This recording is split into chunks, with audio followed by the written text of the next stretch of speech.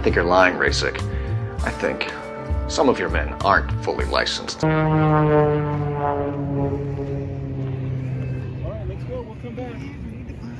Oh my god.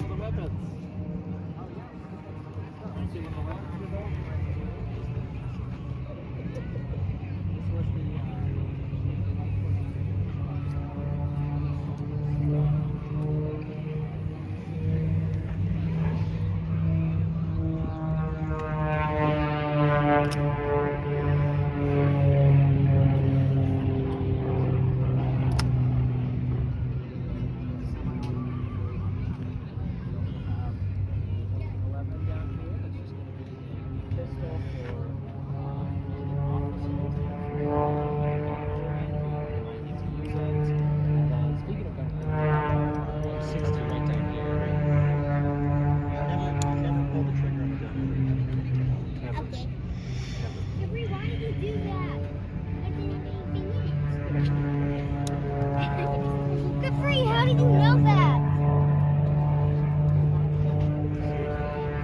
Thank you. Capri, why? Never do that. Even if you think it's Literally, safe. that's it's not safe, Capri. Don't do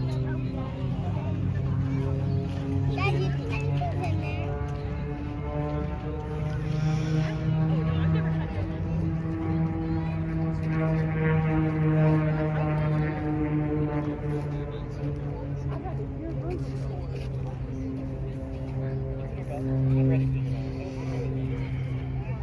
What's your impression? Oh, this is the 1983 invasion of Grenada. What specific unit? The 82nd Airborne. Oh, so okay. B Company, 2nd Battalion, 325th Airborne Infantry Regiment. Can you tell me a little bit about your gear and equipment? Yeah, of course. So I'm wearing an M81 BDU, and I've got my good old Alice belt system here, and I'm carrying a lot of extra ammunition just because for airborne operations they tend to carry a little bit extra. Plus I've got some little knickknacks on here, like for example a flashlight. On the other side I got some electrical tape and some gloves to repel. And also these are just good to use as work gloves too, like if you need to clear out anything, you don't want to ruin your hands or anything, these are perfect to use. And then on the back side I also have 2 quarts of water as well as a bayonet. Now I'm not wearing it right now just because it got very hot, but I do also have my Hasget system, which consists of the body armor here, which is just a fragmentation vest, as well as my helmet up here. Now, during the early 80s, a lot of airborne were kind of mixed. These were brand new issued in 1983, and as time went on, the heat with the in Grenada kind of got to some people, so they opted not to wear them. So right now, it is hot, so I've opted not to wear it, so I completely understand why some of these guys ditched their vests, and even throughout the later 80s, some guys would kind of start to ditch them if it got too hot. So I've been told that there's a lot of photographs of USMC wearing this Hasget vest, you know? Yeah, so it really did depend on the standard of the unit, from what I can tell. In images, it really does seem kind of random. There's some guys who maybe, especially like guys who are operating off vehicles, they seem to really prefer to have it just in case, especially because in Grenada at least, some of our reconnaissance guys who are operating off of Jeeps were actually running into Soviet BTR-40s driven by Cuban soldiers. So once it got too hot, some guys seemed to want to ditch it. It really, like I said, it really did just depend. There's plenty of examples of guys wearing them, and there's plenty of examples of guys not wearing them. It just depended on, I guess, how that soldier was feeling that day, or if the unit allowed him to. So I have a question. course. Can I see your entire behind on? Yeah. Yeah, right here. Where's the butt pack? Did they use them? Now, butt packs are more of an item that would have been used by, I would say, gunners may have used them, and like COs may have used them. A lot of people would prefer the butt packs. Me personally, I like the fact that I don't have it. I do own a butt pack, but like I said, I prefer to do. Right now, my rank is a staff sarge in as the 82nd Airborne, and I likely would not have been issued it unless I really, really wanted it, because it really is only useful for having extra administrative equipment, Everything else that I would have been running would have been carried in a rucksack. So, for the boots, so I saw you have two types of boots. Oh yeah. So, there's this jungle boot, but it's like it have a black canvas. Can you explain about the black canvas jungle go ahead boots? and head over there. So the black canvas, from what I'm aware, is going to be a slightly later model. I believe I've seen the black canvas being used in the invasion of Panama in 1989. I don't know exactly when they really started seeing use, but I know which ones you're talking about. For the most part, the 82nd, at least for the 82nd in Grenada, they're going to be running these Vietnam-era Panama sole jungle boots. And on occasion, there's actually guys wearing these even older black lace-up direct mold sole boots. Another thing that's kind of unrelated. Are you aware of this? The mill, you know, the built, not the built right boots, the built right canvas boots. Oh, I feel like I might have heard of it, but I can't say I'm too familiar, unfortunately. Because I've seen them a lot of those times. I don't know who is it issued to. Is it Navy personnel? Because it has one of those steel toes.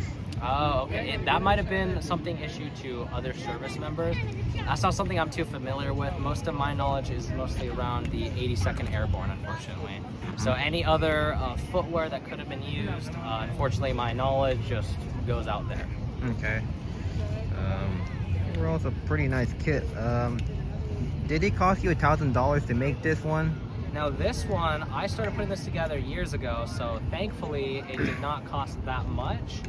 That being said, given prices of items, it's getting expensive. Though I will still argue this is probably one of the cheaper kits to put together. Honestly, they're probably the most easiest because you can go to any place and complete a woodland impression 2 times over. But oh, absolutely. another question is the bayonet. So the bayonet is kind of a weird question because I heard stories of them using bayonets, not using bayonets. It's just kind of like mixed bag. Yeah, from what I'm aware, in terms of like bayonet on your personnel, most people seem to have it, and it's just more of an issue of it's an important tool. Even if you're not using the bayonet as a fighting knife, it is always helpful to just have a blade of some kind if you need to cut into something, if you need to cut something off. So it is always important to have one of those. As for bayonets in use in combat, I do have some examples of the 82nd, mostly military police wearing them, but I believe that's just for the more visual look of riot control and the kind of threat that waving a gun with a bayonet around has. So I really doubt it is something that's really enforced. At least I'm not aware of any, let's say, bayonet kills during the 1980s. So, what other combat knives they use, and what kind of commercial items they'll use during Grenada? So I have heard personally that some forms of like other fighting knives. I'm trying to remember what brands I've heard. I swear I might be wrong on this, but I swear I've heard an issue of like a single image of an 82nd member with more of a marine style K-bar knife on his kit. Most of those, they don't seem to be too common. If they are using a commercial knife, it's probably going to be like a pocket knife or something that they would be kept tucked away. What kind of pocket knives do you use? Did he use one of those TL29 pocket knives? Now that goes a little bit outside my area of expertise in terms of the smaller items. That's something I would definitely like to know though. Now this one, all I have is an airsoft replica. I personally don't own a real firearm. A little bit too expensive. I would like to, but for what I'm doing out here, just showing off to the public, I don't think I need a real one. So I'm just kind of showing off the replica that's as close as possible. What kind of brand is it? This is a VFC. This is not my own. This is my buddy's over here. But since I've been the one kind of showing off the kit lately, I've been allowed to kind of walk around with it, show it off. But yeah, this is a VFC gas blowback. This is our M60E1. This is also just going to be an airsoft replica. Because good luck getting a real one. I mean, I seen a real one at a military show one time. Oh yeah. Fortunately, we don't necessarily have the budget to produce a real one, so airsoft one will suffice. As for the t-shirts, so are these undershirts like different from the modern ones? I believe they might be, but realistically,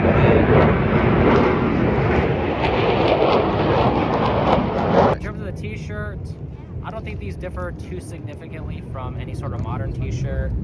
These are definitely an older brand. I don't recall exactly the brand that it was, but realistically, if you're trying to get into this, any brown t-shirt that's at least this correct color would work. I mean, I believe my friend, he might have been using just like any random t-shirt. You can find old stocks from at surplus stores. If not, online sources, Amazon, it really doesn't matter. Like, as long as it's the correct color, it seems to be really any brown t-shirt kind of works.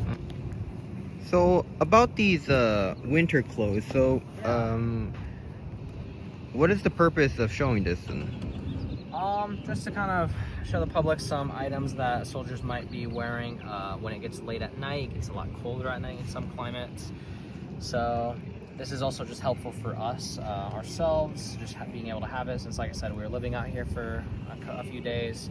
Having this has been a lifesaver for some of us. It kept us warm when it got really cold at night, and this is just kind of showing what winter wear would have been like. Even though these probably would not have been worn in Grenada, I think it's still kind of an interesting piece to just show off. Were they ever used during the Gulf War? These probably would have been used during the Gulf War, though I want to say they probably would have been printed in a different camouflage pattern. Because these are all the older generation ones in the olive drab color, whereas the newer gen ones, which I have, are printed in M81 woodland.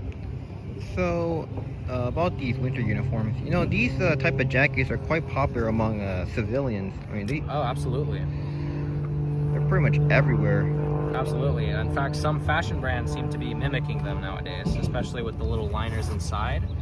A lot of people wear these by themselves, and I've seen fashion brands actually just straight up copy these. As for the pants, I've not seen this one as much. Yeah, the pants are a little bit more uncommon and interesting. I can't say I actually own a pair of these. I only have the jacket for myself. So what's the hardest part to acquire aside from the guns? At this point, probably the armor.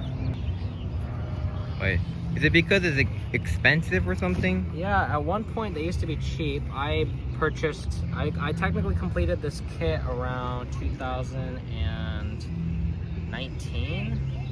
And back then, all these items were significantly cheaper. The armor I got for about $60, and the helmet I think I got for $50.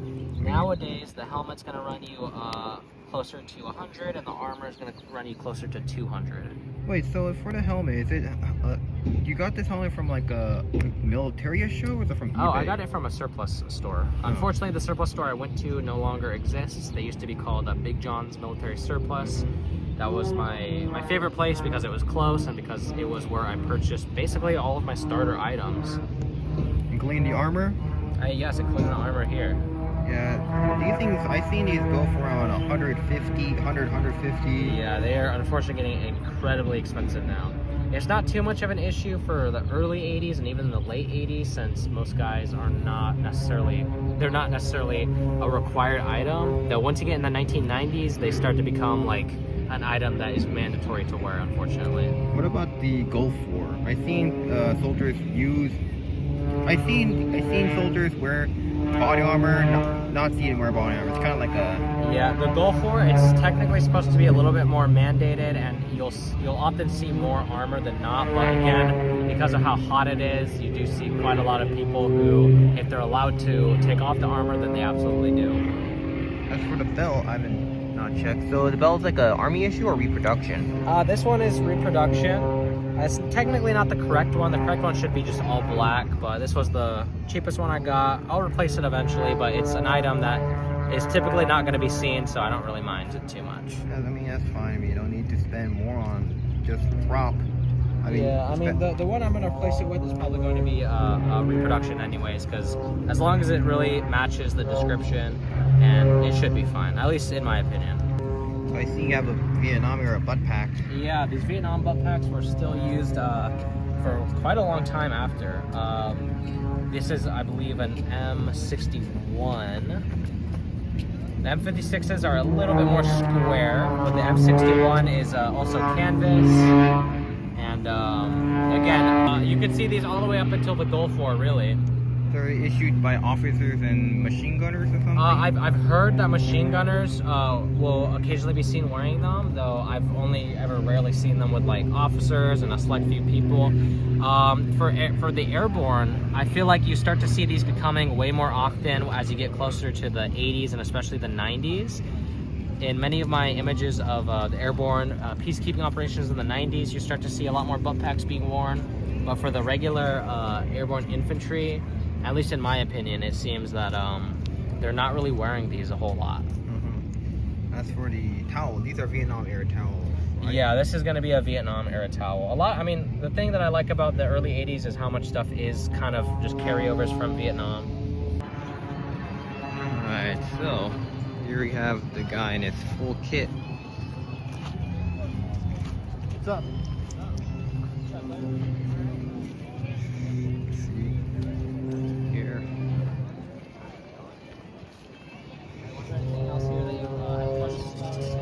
Bravo, those legal? Oh, That's really? it. This is an M60. Oh, it's M60. Yeah. Did they fill the barrel? Ours is simply. I do know some. How heavy is that backpack? And Right in fully loaded, somewhere between 50 and 80 pounds. I currently just have some light stuff like sleeping bag and some clothes, so it's not super heavy right now. I take a look at that rucksack. Can you tell me about this rucksack? This is an Alice rucksack. This specific one is a LC1 model, which means it's an older model, and you can tell because of these squeeze buckles. They were only used for LC1 designated packs, which are the early models. And then it also has LC1 shoulder straps, LC1 hip pad, and then tucked in here I have LC1 waist strap. That looks pretty nice. So you have like your personal items inside. Yeah, right now it's a sleeping bag in the main compartment. And then this is actually a 1957 or 56 dated rain poncho. And then over here is just clothes and whatever. And then this one's just empty. Can you tell me about like ponchos? Were ponchos often carried by U.S. soldiers, or is there something that's a personal preference? Personal preference, but at the same time, one thing that was fairly popular to do with the ponchos is you could tie a poncho liner like this to the inside of the poncho. And what guys would do is they would take a poncho and a poncho liner and just use that as a sleeping bag instead of the full-size big sleeping bags. Mm-hmm. Any sites you want to recommend your group? For like 1980s stuff, maybe? Yeah. eBay and Facebook, and then honestly, physical surplus locations, usually. I don't really have any necessarily good physical locations to look at. Maybe M&I Surplus, but they're kind of the only one, at least that's like closest to me. I would have recommended RDD at one point, but they are gone. They're no longer here. So you want to promote your group? I'm sorry? You want to promote your group? Sure. We are Woodland Airsofting. Woodland Airsofting? Yes. So here's Woodland Airsofting. Instagram, right? Yes. Only Instagram? Yeah, for our group only, it's only going to be Instagram. That's, I believe, the only socials that we use in terms of showing off stuff, and in terms of that would be the only one we have. So do you have any plans on your group? What's your plans with your Instagram? Really just to show off some cool stuff to the public, the Woodland era, just to help reinvigorate the interest in like retro stuff. And we'll see, maybe trying to do more Panama stuff. I know we've initially wanted to start doing 7th Infantry Division, so I think we should definitely start pushing more for that for our group.